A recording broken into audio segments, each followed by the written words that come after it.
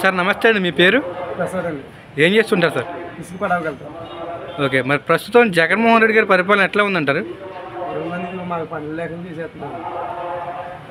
ఇంకా ఏ ఇబ్బంది, ఎటువంటి రకమైన ఇబ్బందులు ఎదుర్కొంటున్నారు మీరు? కొంతైనా మాకు ఈ స్థలాలు ఇచ్చి డబ్బులు కట్టించుకున్నారండి. స్థలాలు లేవండి. అందులో తిరిగే వాళ్ళకి మటుకే ఇల్లు కట్టించేసారు. మాకైతే లేదండి. అంటే రోజువారీ పనికి వెళ్తూ ఉంటారా?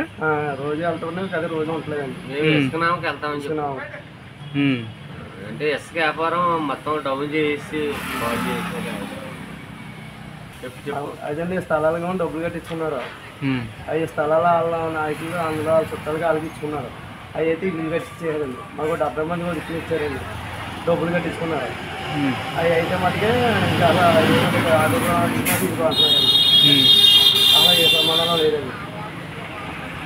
దాని గొడవ కూడా ఇష్టపడింది. అయితే నాయకులు అవసరమే ఇంటిలాంటి కట్టేశారు.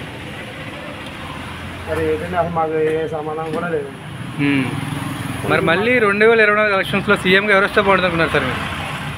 ఎవరు వస్తే బాగుంటుందండి? చంద్రబాబు గారైనా పవన్ కళ్యాణ్ గారు. నేను వచ్చి ఏదో చేస్తారో కూడా ఏమో చేయలేదు. ఈ టీడీపీ జనసేన 2 పార్టీలు పొత్తు పెట్టుకున్నాయి కదా సార్, దానివల్ల ఈ 2 పార్టీల మధ్య వర్గభేదం వచ్చే అవకాశం ఉందంటారా? 2 కలిపి ఏదో ఒకటి వస్తుంది కదండి. ఓకే, అంటే మళ్ళీ 2024 ఎలక్షన్స్లో సీఎంగా మన నారా చంద్రబాబు నాయుడు వస్తే బాగుంటుందంట. Okay sir. నేను అంటే అన్నీ బాగా చేశారు అన్నారు. మా ఊరికి మరి ఎమ్మెల్యే గారు తేడా, మరి ప్రెసిడెంట్ గారు తేడా తెలదు. మాకైతే ఏమీ చేయలేదండి. 4 సంవత్సరాలు బట్టి